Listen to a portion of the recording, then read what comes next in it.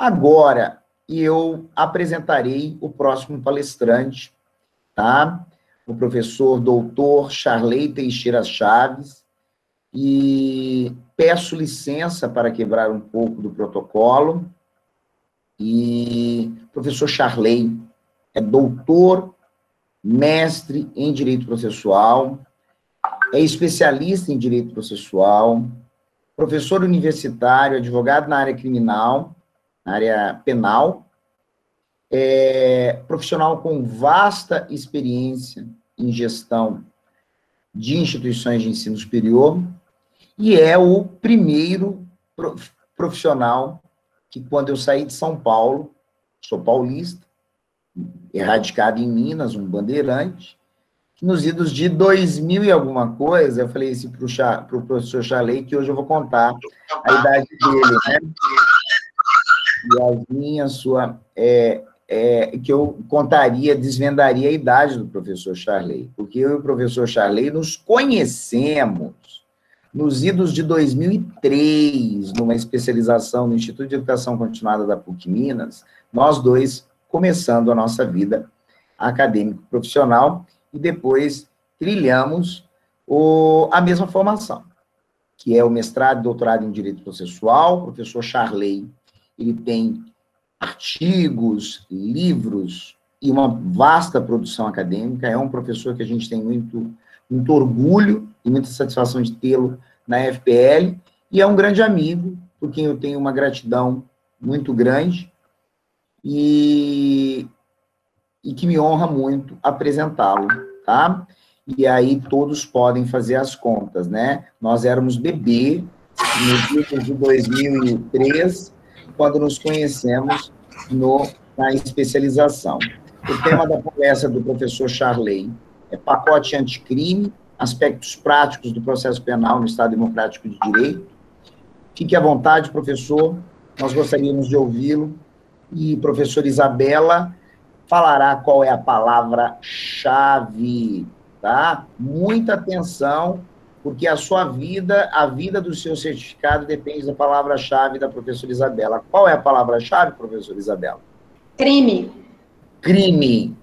E para falar de crime, o professor Charley Teixeira Chaves, doutor Charley Teixeira Chaves, falando do pacote anticrime. A palavra é sua, professor. Boa noite, gente, boa noite. Primeiramente, agradecer ao professor Regis, né, que é o grande responsável que está impulsionando toda uma nova realidade, né? O professor Leandro Vilaça também, que está aí num desafio robusto, justamente para fazer esse grande crescimento que a FPL tem. Também a palestra brilhante da professora Isabela, né? Bem como também quero agradecer a presença também do doutor Henrique, né? É muito bom, né? A presença de um ex-juiz, e os alunos, eles ficam extremamente cativados em saber que nós temos um juiz aposentado assistindo às nossas palestras, né? Também agradecer o professor Juliano, né? Nosso coordenador do DAJ, né? Também eu queria agradecer, receber uma mensagem, né, do promotor, que era de Pedro Leopoldo, agora está em Ribeirão das Neves, né, o doutor Flávio César, né, mandou uma mensagem muito bacana, elogiando todos nós sobre essas palestras e impulsionando. E até deixo uma dica, professor Fabrício, o professor Flávio, eu acompanho ele no Instagram, e ele faz vários cursos de júri. E como eu tenho um livro do Tribunal do Júri, seria bastante interessante a visão do promotor e de um advogado, né? Então, nós vamos tentar chamá-lo aqui, quem sabe fazemos um dueto de um diálogo entre um promotor e um advogado, né? Ele é extremamente competente, né? Agradecer também a presença dos meus anjinhos, né? Os anjos iluminados da luz, que são meus alunos. Eles sabem muito bem, porque eu gosto de brincar com eles, sobre as questões do processo, né? O processo penal em si, senhores, senhoras, é um assunto muito instigante. E também, professor Fabrício, né? Acho que é 2015, nunca é 2003 não, né? O professor Fabrício, né, nós fizemos o curso de especialização junto, né, no IEF, né, então eu era bem mais novo do que o professor Fabrício, né, diga-se de passagem, e ali a gente começou iniciando nossa carreira na área de processo, e fizemos a especialização junto, depois fizemos mestrado, em algum tempo de um curso diferente, mas bem próximo, também doutorado, né? Nós tivemos vários encontros, tanto no Centro-Oeste, né, em Divinópolis, né, e eu estava lá na cidade de Scarpa, de Piuí, onde eu fui diretor acadêmico por 9 anos, e nós tivemos esse contato e estamos hoje em Belo Horizonte, em Pedro Leopoldo, cada um ramificando e crescendo cada vez mais. Isso é muito importante, né? É um excelente processualista, bem respeitado, como também vários livros, né? Eu agradeço a referência, professor Fabrício. É bom tê-lo como colega profissional e como amigo. Isso é extremamente importante, porque a gente tem uma amizade longa, né? Não pode falar a idade, né? Mas eu normalmente, quando meus alunos não acreditam na minha idade, eu falo que eu tenho 65 anos. Fica mais fácil, né? Gente, vamos entrar no tema, né? Porque é um tema extremamente polêmico, né? Pacote anticrime. Eu quero deixar bem claro que eu vou ficar só na parte do processo penal, ok? Vou tentar trabalhar alguns pontos, algumas decisões do Supremo e do STJ, que vai ser o nosso centro de discussões, né? O pacote anticrime é um presente de Natal, é a Lei 13.964, datado no dia 24 de dezembro de 2019. Por isso que eu brinquei que é um presente de Natal, né? Ela entrou em vigor 30 dias depois, teve várias alterações. Ela entrou em vigor 23 de janeiro de 2020. E, inicialmente, era um projeto do então ministro da Justiça, ministro Moro, e que o Congresso Nacional reformulou, modificou bastante. E essas modificações que estiveram no pacote anticrime, dessa lei, ela não é uma coisa inédita, né? Ela aproveitou, por exemplo, a questão dos juízes das garantias, que a gente vai falar um pouco, que é um projeto de 2009. Nós temos já um CPP pronto. Nós já temos um projeto de CPP pronto, que tem como relator um mineiro, né? Ex-promotor federal, né? Que é o Eugênio Pacelli, né? De Oliveira, que ele é um dos responsáveis por esse projeto e que foi incorporado nesse pacote anticrime, que o Congresso modificou o projeto inicial do ex-ministro Moro. E também nesse grupo, além do Eugênio Pacelli, nós temos também o Jacinto Nelson Miranda Coutinho, ele tem uma obra fabulosa de lead, né? Ele trabalha uma compreensão processual extremamente importante para o processualista penal, para saber, inclusive trabalha muito a psicanálise para análise do processo, é muito bacana a obra dele. E um autor conhecido, Antônio Magalhães Gomes Filho, né? Que também faz parte desse projeto. Então, essa construção desse pacote anticrime não é um pacote anticrime em si, mas uma atualização do Código Penal, com as legislações penais e uma legislação processual. E teve também parte de um projeto do então ministro da Justiça, hoje ministro do Supremo, Alexandre de Moraes. Houve uma incorporação de vários temas, nós vamos falar que tem algumas polêmicas, né? Eu vou tentar sintetizar, mas o que eu posso verificar na área processual, ela trouxe um descancaramento da problemática do processo penal, que é de 1941. Eu gosto de brincar, e aí o Jacinto Coutinho concorda, até o Eugênio Pacelli concorda. Nós temos um Código Processual de 1941 que foi retalhado com várias micro-reformas, e que nele nós não conseguimos ter uma visão clara do sistema acusatório. O processo penal, a gente consegue visualizar um sistema acusatório pela Constituição da República, pelo sistema processual constitucional, mas não pelo CPP. Por quê? Porque tem vários resquícios. E esses resquícios, eles geram até antinomia. O que é antinomia? Choques normativos, né? Esses choques normativos geram angústia. Eu até brinco muito, porque quando eu leciono na parte do processo, lá, os precedentes, reclamação, efeitos vinculantes, os acidentes de demanda repetitiva, no processo penal não funciona muito bem assim. Enquanto a matéria não é decidida pelo controle de constitucionalidade, abstrato, o Supremo não pacifica. E é nítido o caso da prisão. Quer dizer, professor, eu estou falando o seguinte, mesmo com repercussão geral, mesmo com a medida do ministro Fux suspendendo algumas questões do pacote anticrime, alguns ministros do Supremo extrapolam e decidem. Independente, ou seja, a decisão no processo penal, ela não segue muito a ideia do processo civil nessas questões de uniformização. Isso é muito visível. A questão da prisão da segunda instância foi muito claro nisso, tinha repercussão, tinha tudo, enquanto não foi decidido dentro do pleno, no controle de constitucionalidade concentrado, a matéria não se pacifica. E isso acontece também no pacote anticrime. Eu vou colocar porque eu tenho jurisprudência de alguns ministros e eu vou me reservar a citar alguns ministros como Celso de Mello, que eu gosto bastante, leio quase tudo dele, né? Pois bem, E aí, um primeiro ponto, professor Chaves, eles vão me perguntar, o pacote anticrime teve alguma problemática? Várias problemáticas. Né? Primeiramente, ele entrou em vigor em 23 de janeiro de 2020 e modificou muitas situações. Um dos pontos mais polêmicos é justamente a ideia do juiz das garantias. Professor Chaves, o que é o juiz das garantias e por que ele foi polêmico? Na realidade, eles escancaram a problemática, inclusive quando nós tivemos julgamento de imparcialidade, que foi ontem, dos jogadores, nós percebemos que o CPP, quando criou a ideia de juízes da garantia, que isso faz parte do projeto de 2009 do CPP, eles escancaram essa problemática do sistema acusatório. Por quê, professor? Porque nós temos uma questão do inquérito policial. O inquérito policial já se decidiu, lá em 2003, teve que criar o artigo 155 do CPP. E o que o artigo 155 do CPP traduz?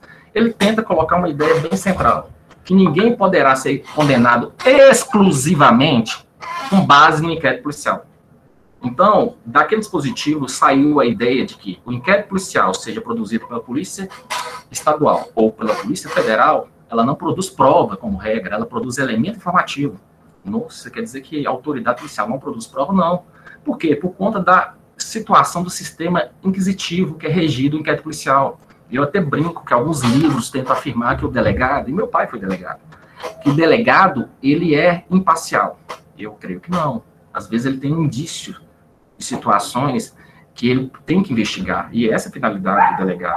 E ao investigar, ele pode chegar à conclusão do arquivamento. Por isso que tem um sigilo do inquérito policial lá no artigo 21, e muitos acham que esse sigilo é um problema, mas ele serve também para preservar a presunção de inocência, quando se tem uma investigação onde que não se conclui nada, né? Então, há uma preservação. Então, eu afirmo que, em regra, o delegado, seja estadual ou federal, ele age pela parcialidade, Professor, o artigo 155, então, ele tem uma problemática no seguinte ponto. Então, ele não considera o inquérito policial como prova exclusiva, salvo quando ele é ratificado. Em juízo. Então, há necessidade para ser transmutado em prova, e é um conceito do processo penal. O inquérito policial, a investigação policial, para ser transmutado como prova, tem que passar pelo contraditório judicial. Isso foi está no artigo 155, tentando constitucionalizar a prova do inquérito policial. Perfeito? Sim, perfeito. Um dispositivo que ainda tem suas mazelas. Mesmo ele existindo, ainda nós temos a implicitude do inquérito policial sendo transmutado com algumas simples palavras quando é interrogado, por exemplo, um policial, e ele simplesmente ratifica o inquérito policial. Aí vocês vão falar, teve contraditório, abriu vista do promotor, abriu vista do advogado, e eu gosto muito de uma fala de um amigo meu, que é professor, que é o diretor lá da Procuração Eucarística, que ele fala que o Guilherme Collin, ele fala muito, uma coisa bem clara numa palestra que eu assisti dele, ele fala o seguinte: o advogado que ele não faça as perguntas adequadas no momento adequado, ele pode ser chancelador de impunidade. Isso é muito grave. E aí nós temos essa mazela, que é uma implicitude do inquérito policial sendo transmutado como contraditório e sendo utilizado para criar uma formação de um mecanismo que não é democrático. E então essa mazela existia. Por que eu estou falando isso? Porque nós vamos falar sobre o juiz das garantias, qual é a finalidade disso. É uma tentativa de resolver essa problemática que existe desde 1941, que o artigo 155 do CPP, que foi incorporado, salvo engano, em 2003, tentou minimizar um defeito estrutural do CPP. Não é um, são vários defeitos. O CPP, ele tem resquícios inquisitoriais que não podemos considerar como democrático. Você acha dentro do CPP uma visão de condenar qualquer um ou buscar um mecanismo democrático? E um mecanismo democrático, eu não estou impugnando aqui pela absolvição de todos, eu estou trabalhando a ideia de que você pode até condenar alguém, desde que seja garantido todos os mecanismos democráticos e processuais, né? Ou seja, você foi garantido tudo e o resultado é esse. Então, é isso que eu estou trabalhando a ideia processual. Pois bem, eu tenho aquelas provas acautelatórias urgentes, que aí a gente vai ter a figura do contraditório postergado. Eu tenho alguns crimes que tem que fazer uma perícia imediata, sob pena de perecimento da prova, putrefação do cadáver, então é feito um contraditório postergado, ou seja, quando tiver um advogado, vai ter essa análise, onde que o juiz vai analisar a prova pericial da polícia, seja a polícia estadual ou federal, com a perícia, que seja tardia ou não, do advogado, onde ele vai analisar não pelo argumento de autoridade no processo penal, que nós não podemos falar, ó, foi feito pelo Estado. Isso não é argumento. Isso tem que ser analisado pelo princípio da persuasão racional, que é o livre convencimento motivado, que deve transpassar pelo contraditório para a defesa. E o que é os juízes de garantias? Eu só tenho uma crítica sobre a expressão, que o projeto é de 2009, do Eugênio Pacelli, e o CPC, no artigo 319, inciso 1º, já resolveu, acabou com essa ideia de nomear nas petições excelentíssimo senhor juiz, justamente para não trabalhar pessoalidades nas petições. Então o CPC mudou isso, não gera nulidade se você colocar essa expressão excelentíssimo senhor juiz, não gera, mas a ideia é ao juízo, e não a figura, porque o juízo é uma instituição permanente dentro, que vai transpassar juiz, que é a figura física, ou juíza. Ok? Então, nós temos a mudança. Então, a nomenclatura do CPC, no artigo 319, inciso 1º do CPC, deveria ser encaixado também aqui nos juízes de garantia. Nós não trabalhamos mais a referência de juiz como pessoa física, ou juíza como pessoa física, trabalhamos ao juízo como instituição que trabalha a ideia do princípio da impessoalidade. Mas tirando essa discussão terminológica que o professor Rosemiro coloca, que o CPC já resolveu, já não usa mais essas expressões, nós temos a figura do juiz das garantias e juiz da instrução. E que o ministro Fux entendeu que não poderia entrar, apesar da lei ter sido promulgada pelo presidente da República, então presidente, né? E não é ruim essa lei, viu, gente, né? As pessoas, às vezes, acham que nós estamos num período ruim, mas nós tivemos boas legislações, né? A lei de abuso de autoridade, inclusive o chamado pacote anticrime. Eu considero uma legislação boa para razoável, em busca de um modelo democrático. Ainda não é o modelo democrático adequado. O modelo democrático está na Constituição ainda. Está na Constituição da República. Mas o juiz das garantias, então, o ministro Fux, ele suspendeu, de forma liminar, o tempo indeterminado, a eficácia de algumas coisas do pacote anticrime. Por que ele suspendeu, professor Charles? Ele suspendeu os juízes da garantia, um argumento de uma problematização de estruturação do Estado, de organizar a ideia de juízes, ainda mais juízes de vara única. Como é que ia resolver isso? Não vamos falar que o juiz da garantia ele só funciona nessa fase de investigação, nessa fase de colheita de prova. E o juiz da instrução é o que vai julgar. Então, dá uma ideia básica de que aquele que teve contato com a prova produzida no inquérito policial, de qualquer diligência, prisão, investigação, incidente, interceptação telefônica, esse juiz não vai poder julgar. Olha como é que esses juízes da garantia escancaram a problemática de hoje. Ele, na realidade, joga nas nossas caras o seguinte: que é isso? Tá tudo errado. Se essa ideia de juiz de garantia é uma coisa democrática, isso já é adotado em alguns modelos, como o francês, italiano, e o Brasil está bem tardio nisso, né? Nós estamos adotando uma ideia de um juiz que produz prova e tudo. A Charles não viola o princípio de imparcialidade. Eu coloco o seguinte: quando eu trabalho num processo onde que tem interceptação telefônica, uma investigação toda sigilosa, onde eu tenho que decidir e prover, tem uma concepção, sim, de valoração. E é isso que o pacote anticrime, na questão do juiz da garantia, criado lá em 2009, que foi incorporado agora, entrou em vigor, que está tentando resolver.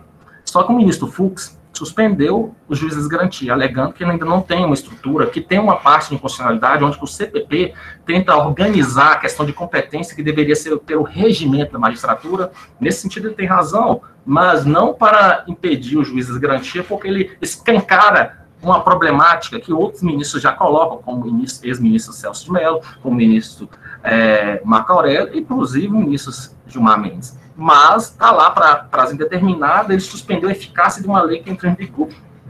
Os pontos de inconstitucionalidade que ele coloca não desnatura a ideia da figura do juiz das garantias. Professor Charles, o juiz das garantias tem alguns benefícios, vamos falar alguns benefícios. A gente vai perceber que o primeiro ponto do juiz da garantia é colocar que o CPP vai adotar o sistema, o quê? Acusatório. O sistema acusatório. Uai, Charles, mas não era já sistema acusatório? Não era o sistema acusatório. Porque nós temos vários dispositivos inquisitoriais. Eu tenho a questão de reconstituição do crime, artigo 7º, tem resquício inquisitorial. Eu tenho o artigo 156, tanto o inciso 1º, que já é de constitucionalidade duvidosa, que é a questão de produção, a questão da verdade real. É o que o Jacinto Coutinho fala, que o juiz tem uma gestão da prova. Isso é muito problemático.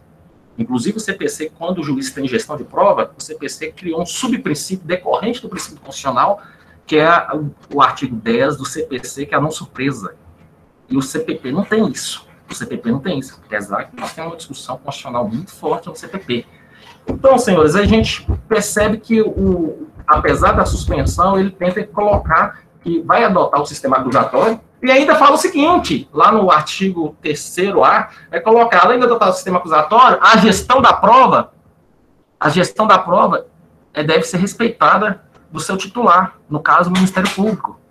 A verdade real, esculpida no artigo 156, que choca com o princípio do pro réu, que eles têm o mesmo fato gerador, se o pessoal do tributário gosta de usar, né? O mesmo fato gerador da verdade real, olha só que interessante. O mesmo fato gerador da verdade real e do princípio do pro réu são idênticos. Só o momento da sua aplicação. Mas isso já escancara uma problemática de uma ideia de um juiz herculado, de um juiz justiceiro, onde que tenta suprir até a deficiência do promotor. E aí, esse dispositivo, ele fala o seguinte, não deve ser interferido na gestão da prova do seu titular, Ministério Público, ou a vítima através da sua queixa-crime, né? Okay? Então é interessante, é um dispositivo muito bacana. São várias situações, professor, até onde dura o juiz das garantias para entrar o juiz da instrução? O juiz da instrução é o que vai julgar. A ideia central é preservar a imparcialidade, que esse juiz que vai julgar, ele não colaborou na investigação, ele não decidiu sobre prisão, ele não decidiu sobre interceptação, sobre incidente, nada da esfera. Então, vai ter um juiz, que é chamado juiz das garantias, para resolver isso. Esse papel do juiz das garantias, ele se encerra. Ele se encerra em qual momento? A partir do momento do oferecimento da denúncia, ou da queixa.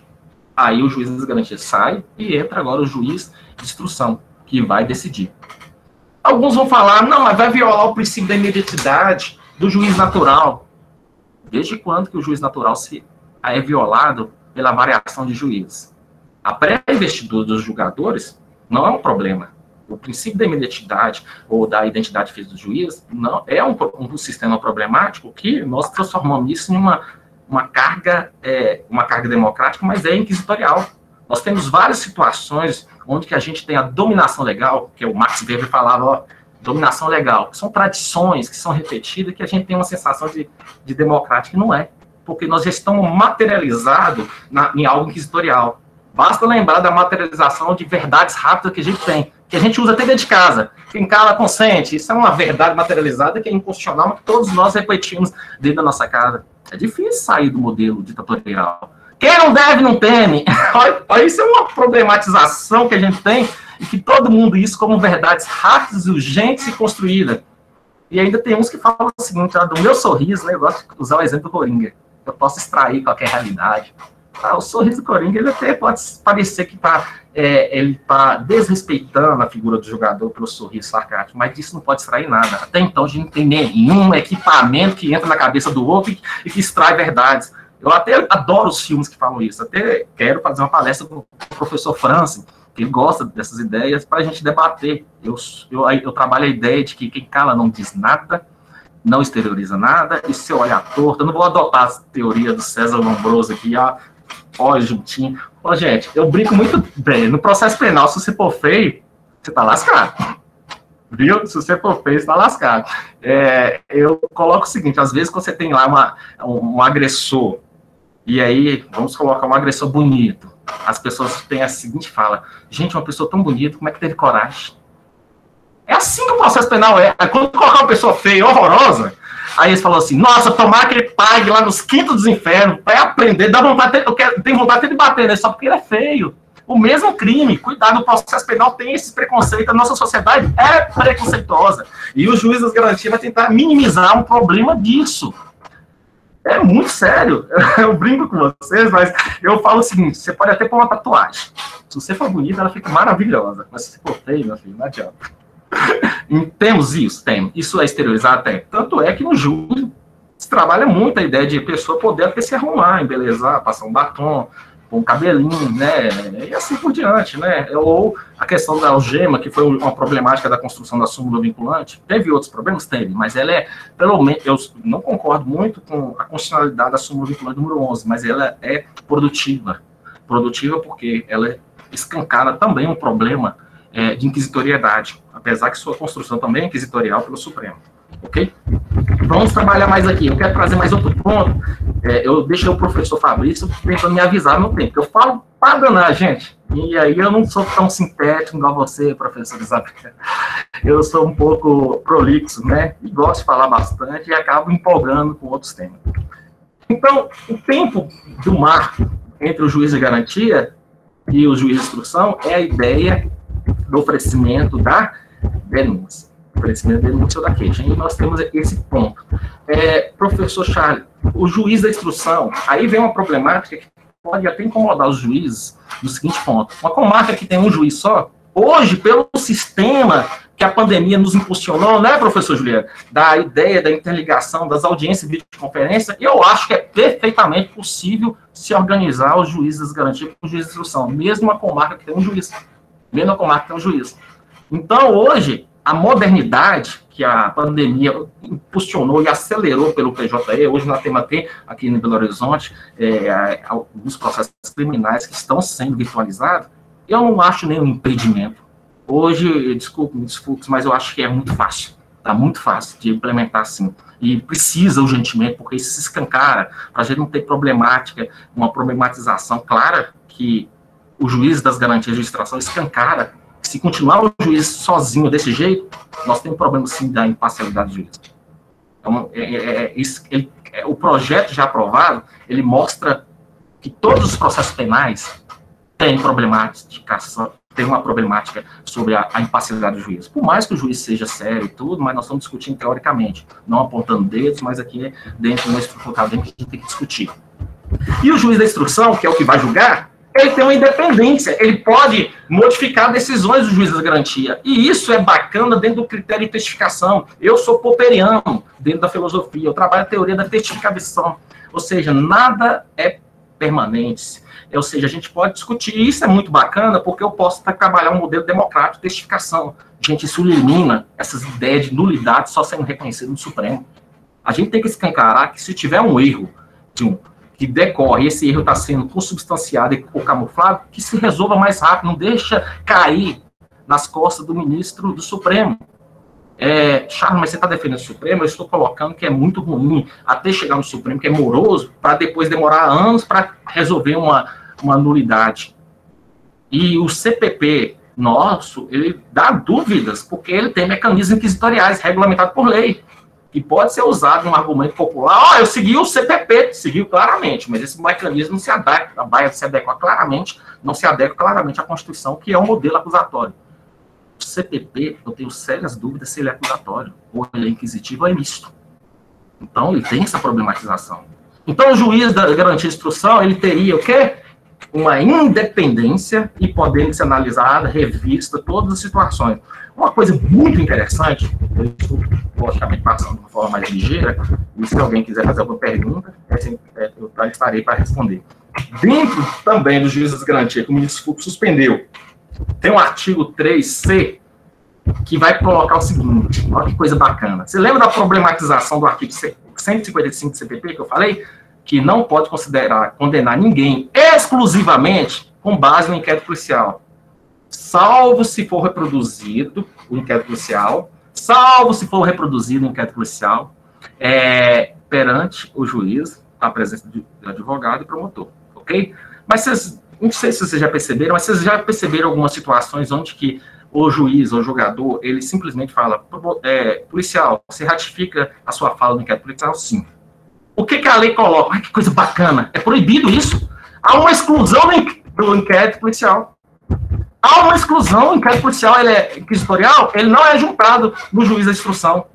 Isso está lá, ou seja, não serão apensados, está lá no CPP, depois vocês olham, não serão apensados aos autos do processo enviado ao juiz da instrução, que vai julgar o quê? O inquérito policial. ressalvado as provas irrepetitivas, que aí eu vou ter o contraditório postergado, que eu já falei, né? Aí, se você tiver um advogado perito, vai contratar e vai fazer análise, aí o juiz vai decidir não pela prova estatal, mas pela melhor prova, pelo argumento discussível, pelo princípio da persuasão racional, do livre convencimento motivado. Olha que coisa bacana. Inquérito policial, você não é prova, tirando as provas repetitivas que tem o contrário. Polícia Civil Federal, para estar desvalorizando, nós não adotamos um modelo americano com atrelamento da polícia, a polícia ao Ministério Público, né? A polícia nossa ainda pertence ao Executivo, é outra coisa. Nós colocamos eles como polícia judiciária e nem é judiciária. O Supremo mesmo já falou, pertence ao Executivo. Mas olha que coisa bacana, isso é totalmente constitucional. Ou seja, eu excluo o inquérito policial. Charles, então, as partes vão ter vista, o promotor vai ter vista do inquérito? Sim. Está garantido, artigo 14 também, que é uma súmula vinculante, artigo 14 não, desculpa, súmula vinculante número 14 do STF já garante, e o próprio projeto fala assim, não, ficarão assegurado pleno acesso. Ah, então eu vou fazer o jeitinho brasileiro. Qual que é o jeitinho brasileiro? Já que não posso, não é anexado automaticamente, eu promotor ou eu advogado vou lá e junto, porque é interessante para mim. Posso fazer isso? De jeito nenhum.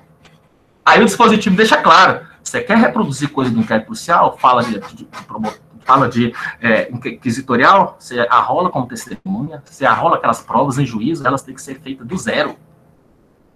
Não pode mais usar aquela coisa. Você ratifica o inquérito, não, está proibido. Por mais que seja angustiante, isso vai dar trabalho demais, eu vou ficar horas. Gente, democracia, ela tem suas vantagens de sabor. Democracia é isso, essa polemização de temas, essa discursividade. A democracia tem vantagem de sabor, porque ela tem que passar pelo debate. Ela não pode ser um argumento autoritário indicativo de ninguém. Democracia no processo funciona assim. Então, eu não posso mais... eu tenho uma coisa do inquérito, então reproduz em juízo e começa do nada. Ou seja, então, isso também escancara de novo. Olha como é que esse pacote... E olha, gente, o pessoal não gosta, né? Fala que nosso governo agora é um pouco ditatorial, mas é uma lei extremamente para democratizar, ok? Não estou julgando políticos, não. Estou falando que esse pacote anticrime, ele é um pacote mais democrático no CPP do que a gente imagina. Muito bacana, ok? Então tem essa questão. Então o inquérito policial vai ser excluído, não pode ser simplesmente anexado, nem pelo promotor, não. Tem que ser refeito, não, tem que ser feito. Você pode até usar lá, levar ele debaixo do braço e fazer as mesmas perguntas, mas ele não pode ser anexado e não pode usar mais o argumento. Você ratifica. Charles, isso não vai violar. Isso, lógico, todo mundo vai perguntar, né? Vai violar o princípio da efetividade? Não, da duração razoável do processo? Não. Gente, o modelo democrático ele tem que coadunar contraditório, ampla defesa, isonomia, obrigatoriedade da presença de advogado e fundamentação são mecanismos de metalinguagem da construção da fala. Todos esses princípios são elementos de construção do diálogo. Para acabar com o autoritarismo indicativo, seja de juiz ou de quem for. Esses são princípios, são a base epistemológica da fala, da linguagem, do argumento. A nossa Constituição é construir um mecanismo lá da linguagem. E isso é interessante porque deve ser construído assim. Então, tem que coadunar. Tem que ser rápido? Tem, mas ao ponto de não desrespeitar contraditório, ampla defesa, isonomia, a presença técnica. Eu defendo que o advogado é uma presença técnica de cidadania, que no processo penal já está resolvido, porque se a ausência de advogado gera nulidade. Né? Isso também já está resolvido, ainda bem. Ok? Saindo do juiz das garantias, está suspenso, professor? Tá, Fux suspendeu. Quando vai ser analisado isso? Vai ser analisado em plenário, porque é através de ADI. Eu não vejo motivo de não entrar em vigor. Até a discussão da onde que está na magistratura sobre essa questão, porque o CPP tenta regulamentar matéria que deveria estar na lei específica da magistratura por questão de competência formal, que é inconstitucional. Mas isso não é motivo de impedir a entrada de vigor dos juízes das garantias. Eu só mudaria o nome para juízo das garantias. Professor, ou tanto é que vocês já podem perceber que várias petições no CIV é ao juízo, não é ao juíza, não, porque o juiz é uma instituição que tem a figura física dentro da magistratura, que é a pessoa física que chama juiz ou juíza, tanto faz, ok? Então, hoje nós temos uma mudança para garantir o princípio da imparcialidade, né, que o novo CPP já acordou para isso, né, por isso que o artigo 319, inciso 1º, mudou essa terminologia, né? A gente não trata mais a figura pessoal de quem quer que esteja, mas sim uma instituição que vai passar pessoas humanas lá, fazendo suas atribuições e assim por diante, ok? É a teoria institucionalista. Vamos lá, continuar. Professor Charles, houve também a mudança E também o ministro Fux suspendeu. A mudança do arquivamento policial, que antes, o inquérito policial, ele poderia ser arquivado pelo juiz, pelo promotor, a pedido do promotor, mas tinha que ter a participação do juiz. E isso é uma aberração, por quê, professor Chaves? Isso é uma aberração que ficou em vigor, e está em vigor ainda, né? Porque está suspenso o artigo 28, pelo ministro Fux. Por que é uma aberração? Porque como é que eu vou trabalhar o sistema acusatório de independência onde o juiz fala assim, eu discordo do promotor do seu pedido de arquivamento. Mas o dispositivo colocava, eu discordava e mandava para o superior hierárquico do promotor, dando uma ideia que o promotor tem chefe, né? Ou o Procurador-Geral de Justiça ou o Procurador-Geral da República. Isso era a redação antiga. O pacote anticrime fala assim, não, se a gente quer um sistema acusatório, o promotor que é o titular no caso das ações penais públicas, né? Seja condicionado ou condicionado, o promotor que é o titular. Por que tem que ter ingerência do juiz? Até porque quando o juiz nega o arquivamento, ele está dizendo, ó, eu entendo que isso tem que ser apurado. Mas eu que vou julgar. Senhores, se vocês refletirem que se eu entendo que deve ser recebido e eu vou ser o julgador, eu tenho um problema, assim, da imparcialidade. E isso é muito utilizado, isso é outra coisa que é escancarada demais. Por isso que eu falo que o pacote anticrime, ele escancara essa problematização do princípio da imparcialidade, que é regulamentado pelas regras do impedimento ou de suspeição. Lembrando que impedimento e suspeição no processo penal gera nulidade absoluta, não é igual do civil, que tem relativização na caso da suspeição. Vamos lá. Então, o artigo 28 traz uma modernização onde que o promotor pede arquivamento? Pede. Não está em vigor ainda não, mas vai entrar em vigor. Pede o arquivamento? Pede. Aí vai passar para instâncias de revisão do Ministério Público. E tem uma coisa vantagem. A vítima, olha a questão da vitimização. Aí nós temos a obra da professora Flaviane, junto também com a professora Ada Pellegrini, falando que o processo penal, a vítima é vítima do processo e é vítima da estrutura processual do jeito que está. Ela é vítima duas vezes. Como ela é tratada como elemento probatório. O Ministério Público não representa a vítima, ela representa a sociedade como um todo. Daí temos a ideia da necessidade do assistente de acusação, e aí nós temos prenúncio de melhorar essa vitimização da vítima. Porque ela é sobre-vítima, ela é vítima do crime e é vítima da estrutura processual, como ela é tratada. E nós sabemos que, dependendo, lógico, eu não estou querendo generalizar, mas dependendo da situação, ela é tratada só como mecanismo de prova. E ela não é reconhecida. Muitas das vezes as vítimas não querem nem participar de nada. É muito difícil para a vítima participar quando ela é tratada só como prova. E aí esse projeto aqui, o projeto nessa lei, coloca que se a vítima não discordar, ela pode requerer no prazo de 30 dias, após ser intimada. Olha que interessante, ela tem que ser intimada, né? Ela tem com contraditória à informação. Contraditória à informação, eu preciso saber primeiro para poder reagir. Contraditório não é a própria reação, porque no processo penal você tem que lembrar, contraditório é informação e possibilidade de reação, porque a reação entra na ampla defesa. Até porque o direito de silêncio é um nada dizer, que é uma tese de defesa, que é princípio funcional. Então, contraditório não pode ser reação, porque o próprio silêncio representa também uma exteriorização de defesa, um nada dizer. Olha que legal. Então, eu até divirjo muito com o pessoal do processo civil, que eu também leciono no processo civil, que eles falam que o contraditório é reação, e eu falo que não é possibilidade de reação. A reação está embutida dentro da ampla defesa, porque o silêncio aqui, ela pode ser embutido, o nada dizer representa também o contraditório. Então, são teorias que o processo penal vai divergindo com o processo civil em alguns pontos. Ok? Então tem essa possibilidade. Professor, e as situações onde não tem vítima efetiva? Crimes que tem contra a administração pública? Conforme a administração pública, também caberá recurso para o superior hierárquico do Ministério Público. Aí, no caso das procuradorias, seja a Procuradoria do Estado, do município ou da União. Olha que interessante. O recurso é feito para o próprio Ministério Público. Para o próprio Ministério Público. Inclusive, o acordo de não persecução penal, eu vou falar daqui a pouco, é feito dessa forma, que está vigente, que está funcionando, né? Então, esse modelo de ingerência de arquivamento que tem a presença do juiz, ele é um resquício inquisitorial, que o pacote anticrime no artigo 28, ele tenta resolver isso, tenta minimizar essa problematização, ok? E aí eu vou falar um pouco, aí, professor Fabrício, vai me falando o tempo aí, viu? Falo bastante. 5 minutos para terminar, professor. Fabrício, me dá mais tempo aí, ué. Sacanagem, viu? Eu falei que você era mais velho, né? Os mais velhos precisam ser respeitados, professor. Mas eu mantenho o senhor informado no WhatsApp, conforme... Eu quero trazer só mais umas coisas aqui. O acordo de não... Obrigado, professor. Acordo de não persecução penal. Aí o pessoal gosta de sigla. Eu tenho dificuldade de sigla. Não sei se todo mundo tem, viu? Eu chego com uns amigos meus no processo penal e falam, e o ANPP?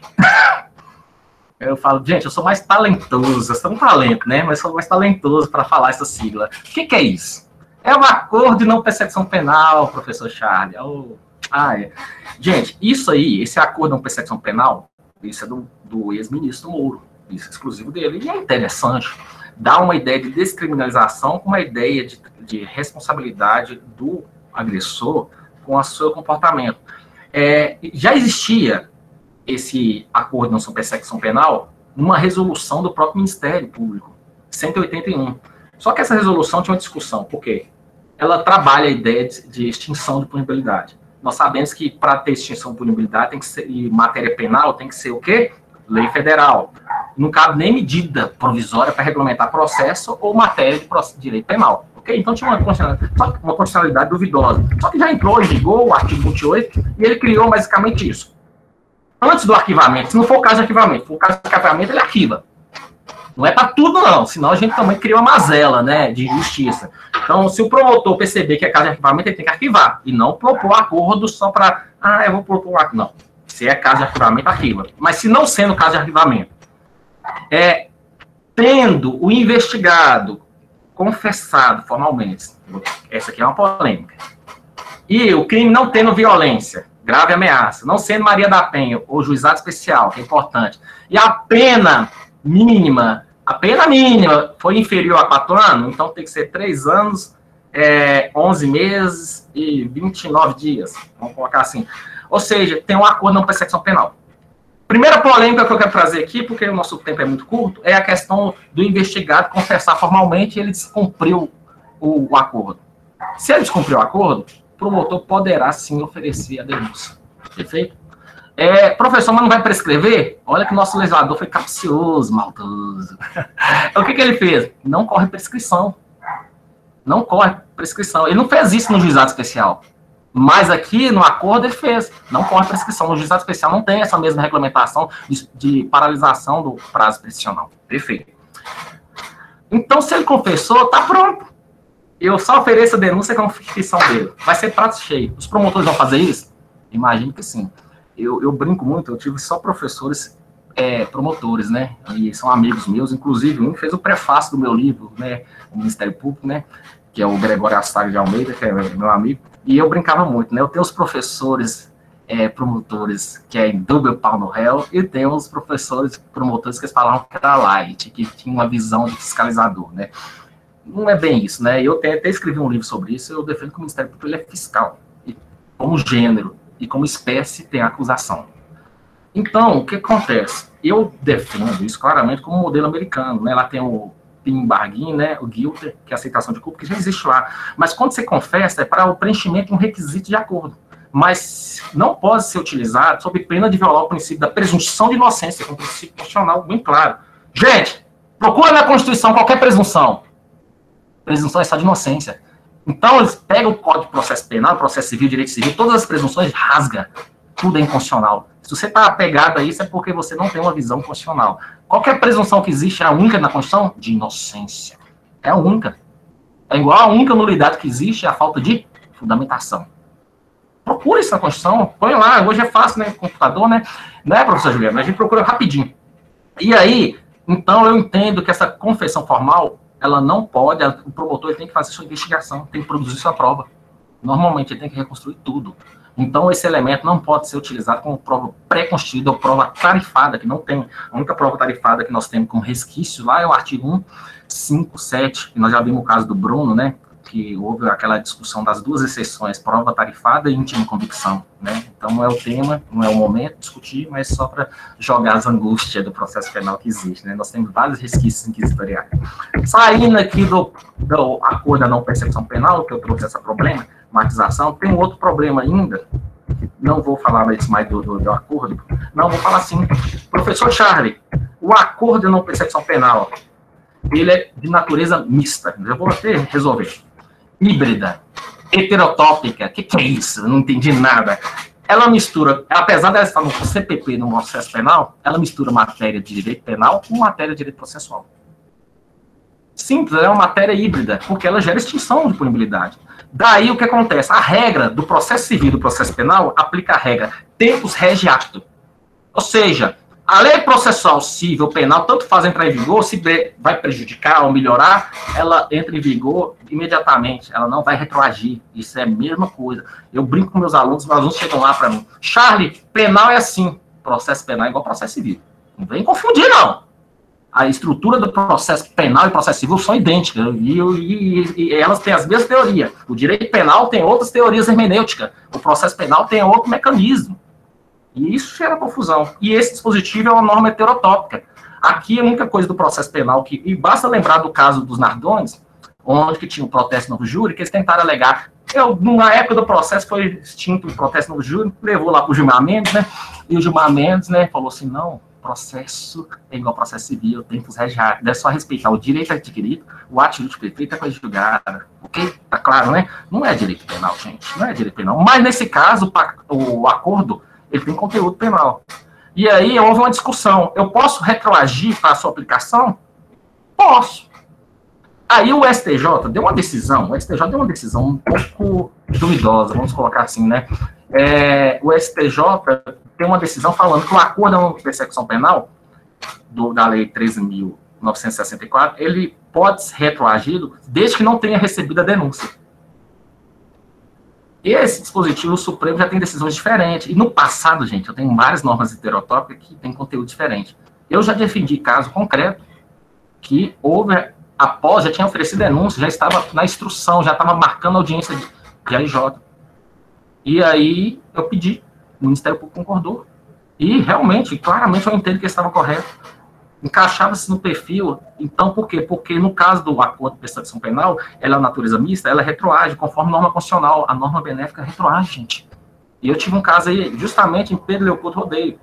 Pedro Leopoldo, eu brinco e chamo de rodeio, senhores, mas é porque o rodeio é muito famoso, é muito bacana. Eu adoro o rodeio. Pena que nós estamos nessa pandemia, né? Temos que aguardar ser vacinado para poder aglomerar de novo. Juliano, você arruma um camarote nosso lá, viu, Juliano? Eu já comprei o chapéu, só tá guardado aqui. Gente, então, eu entendo que retroage, na prática eu já usei isso, ok? É um direito subjetivo do acusado, ok? Se o promotor não concordar, a mesma coisa, vai aplicar o quê? A regra do 28, que não está vigente. Mas o que é isso, professor? O recurso é para o superior hierárquico do Ministério Público, né? Uma junta de revisão, ok? Outro ponto que o ministro Fux suspendeu é a questão da prova ilícita, do contato do juiz que reconhece a prova ilícita. Se o juiz conheceu artigo 1, desculpa, deixa eu achar agora, faltou a memória. Artigo 157 do CPP, no seu parágrafo 5º, foi criada a seguinte regra.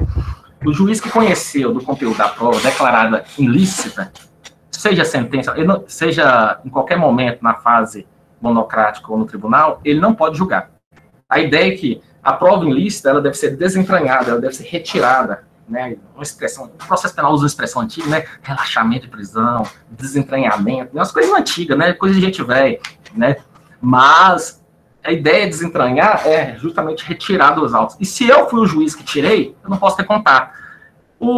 A lei do pacote anticrime criou isso. Muito bacana, muito ótimo, e isso suspendeu também. Só que isso aqui já existia, gente. No parágrafo 4, na época do então presidente Lula, ele vetou. Eu fiquei muito revoltado na época. Isso foi em 2008, né? Começa a revelar a minha idade, né? Eu já tinha acabado de formar em 2008, viu, gente? Então, ele vetou essa mesma redação, a redação é igual.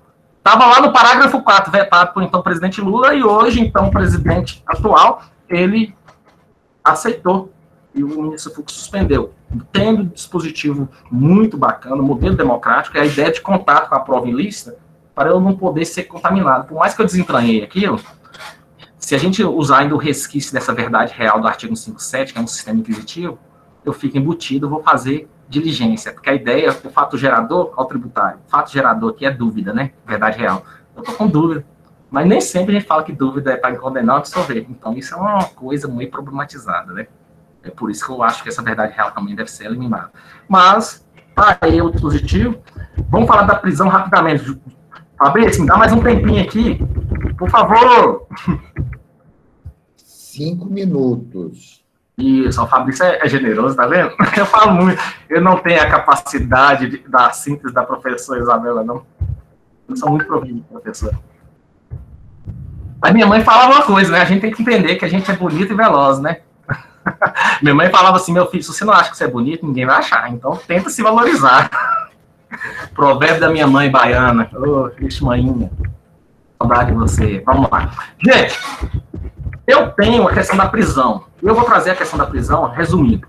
A prisão proibiu. Isso entrou em vigor. Proibiu a prisão de ofício. Não cabe mais prisão de ofício, seja prisão provisória, a prisão temporária, preventiva. Não cabe. A prisão flagrante é diferente. Ela é efetivada por qualquer um do povo, ok? Então, nós temos isso. Não cabe mais prisão preventiva de ofício. E aí, nós temos um julgado. O ministro Celso de Mello sempre quebrando, inclusive decidindo contrário à suspensão do fluxo. Você lembra que eu falei no começo que essa ideia de decisões, repercussão geral no Supremo não funciona muito bem, não. Vira e mexe, ministros decidem contrário. E aí o que eu quero colocar é o seguinte, na prisão em flagrante, ela dura até audiência de custódia, onde que o juiz vai receber os autos, 310, e aí o que acontece, senhores? O juiz tem que analisar se é caso de relaxamento da prisão, se é caso de liberdade provisória com sem fiança, se é caso de medidas cautelares, se é caso de medidas cautelares, se é caso de soltura ou conversão de prisão preventiva, e isso sempre foi feito de ofício. Ou seja, a transmutação da prisão em flagrante em prisão preventiva, nesse momento, ela sempre foi de ofício. O artigo 310. E aí foi o primeiro questionamento que o ex-ministro Celso de Mello, no HC 18888 de Minas Gerais, viu, gente? Ele decidiu que não é possível conversão de prisão em flagrante em preventiva sem pedido do Ministério Público. E mais ainda, ele vai escancarar a audiência de custódia, que o ministro Fux suspendeu o parágrafo 4º do artigo 310, ele fala que tem que ter audiência de custódia, seja pela lei que já entrou em vigor, e seja pelas nossas resoluções do CNJ, que já falavam que tem que ser em 24 horas. E se não tem pedido, o juiz não pode, ele soltou. Em resumo, ele soltou. Essa decisão foi ratificada no STJ? Foi. O tema não é pacífico, não, senhores. O STJ, a quinta Câmara, também decidiu conforme o ministro Celso de Mello. A partir da inovação trazida pelo pacote anticrime, tornou-se inadmissível a convenção de ofício da prisão em flagrante e a prisão preventiva. Ah, professor, mas tem decisões em outro sentido? Tem. Aí tem decisões falando, que é o do ministro do ministro Cordeiro, né, do STJ, da sexta Câmara, divergindo com da quinta Câmara, alegando que não é ilegalidade a conversão em flagrante, mantendo a tradição antiga de que o flagrante pode ser convertido em preventiva sem requerimento. Ok? Então, nós temos essa polêmica que o novo pacote que traz, e que está vigente, ok? Está vigente, sobre a prisão preventiva. Quero trazer novidade. Prisão preventiva vai trazer uma novidade, que é a ideia de contextualização. Ela tem que ser contemporânea os fatos. Você não pode pegar um fato pretérito. O Charles, lá quando você tinha... Não vou pegar isso, não tem que pegar... Vou pegar o professor Juliano, que o Juliano é mais velho que eu, né? Então, Juliano, lá com seus 18 anos, ele é um anjinho mais teimoso, né? Então, ele tem um passado lá com 18 anos. Agora, com seus 65 anos, ele aprontou de novo. Isso pode ser considerado como periculosidade? Não. Tem que ser coisa atual. Você não pode estender o passado da pessoa como se fosse um fator gerador de periculosidade, né? Professor, é brincadeira, viu? Mas eu tenho liberdade com o professor porque eu gosto dele bastante. Como amigo, viu? Boa tarde, professor Charles. Outra inovação, gente. Fundamentações das decisões. Até então, eu só trabalhava nulidades, com base na Constituição, artigo 93, inciso 9, falando que é nula a decisão não fundamentada. E eu tinha o artigo 315, também falava que tinha que ser fundamentado.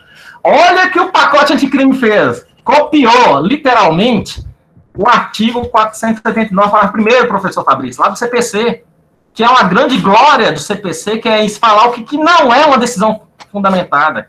O artigo 489, parágrafo primeiro, é uma metodologia do CPC, é uma metodologia até para construção de monografia, né, professor Fabrício? Ela fala o que não é fundamentado uma decisão, e o Código de Processo Penal reproduziu, sem tirar vírgula, a mesma redação do processo civil. Ok? Olha, o artigo 489, parágrafo 1º do CPC tem a mesma redação do 315, parágrafo 2º do CPC. Ok? Perfeito? E eu acho que eu vou encerrar aqui nesse tema que é justamente a questão da prisão preventiva.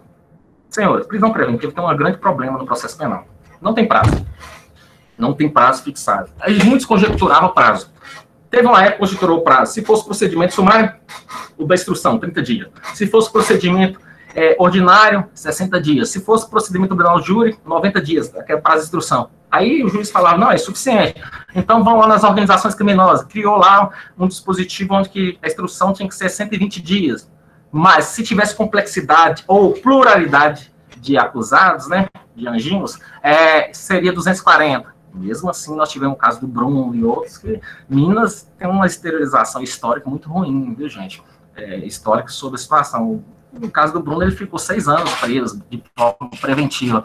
E aí, nós temos essa problemática da prisão preventiva de um prazo efetivo. Qual que é o prazo? E aí vem o 316, no seu parágrafo único, cria um prazo, que gerou uma polêmica. É o parágrafo único que está em vigor.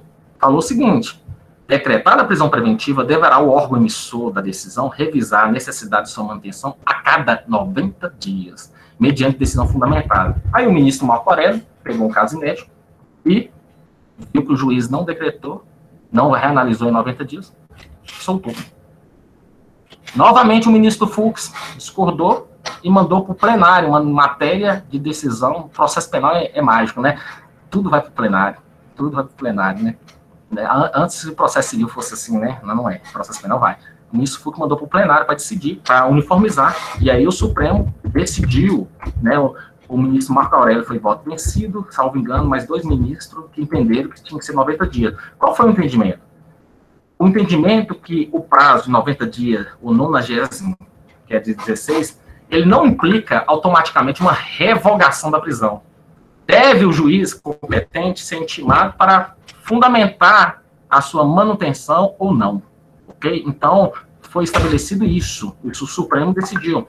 Então, ele não tem uma aplicação automática. Então, isso é uma decisão que foi a plenário pelo ministro Luiz Fux, né? Depois, quem quiser essas decisões, eu passo depois, tem todas elas, né? Eu só não lembro de cabeça, né? Então, o prazo de 90 dias, ela vai não aplicar automaticamente a revogação, ok?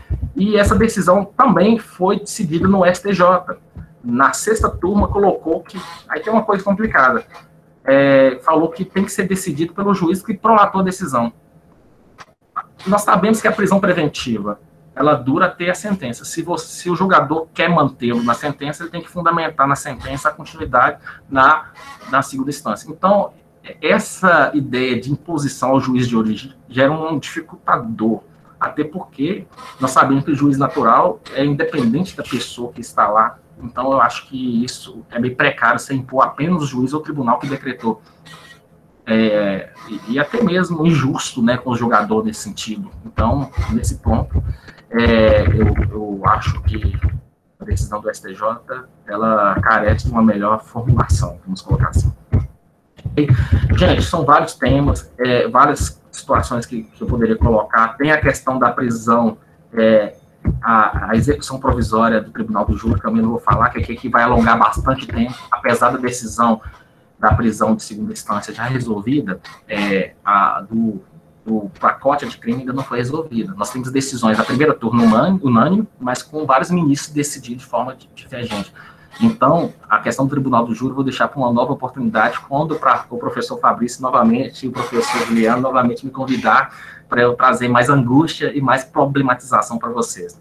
Gente, desculpa se eu falei rápido, mas é muita coisa, eu queria ter mais tempo para expor, mas eu agradeço de novo a todos vocês. Professor Fabrício, obrigado pela apresentação e eu agradeço todo mundo. Estou disponível para perguntas. Eu vou pedir desculpa aos alunos que fizeram... Eu agradeço, professor Charlie, desculpa aí intervido no finalzinho, mas eu vou pedir desculpa aos alunos que fizeram perguntas e depois eu vou passar para o professor Charlie para que eles respondam diretamente para vocês, porque o nosso tempo sem problema é exíguo e o professor Fabrício tem ainda a palestra a ser apresentada, certo? Professor Fabrício, com a palavra. Obrigado, professor Leandro. Obrigado, professor Charley, pela... Só um minutinho, gente. Tem que trocar aqui. Trocar a palavra? Vamos. Enquanto trocamos a palavra, aproveitarei para fazer alguns agradecimentos. Professor Charley, muito obrigado pela palavra, pela palestra provocativa.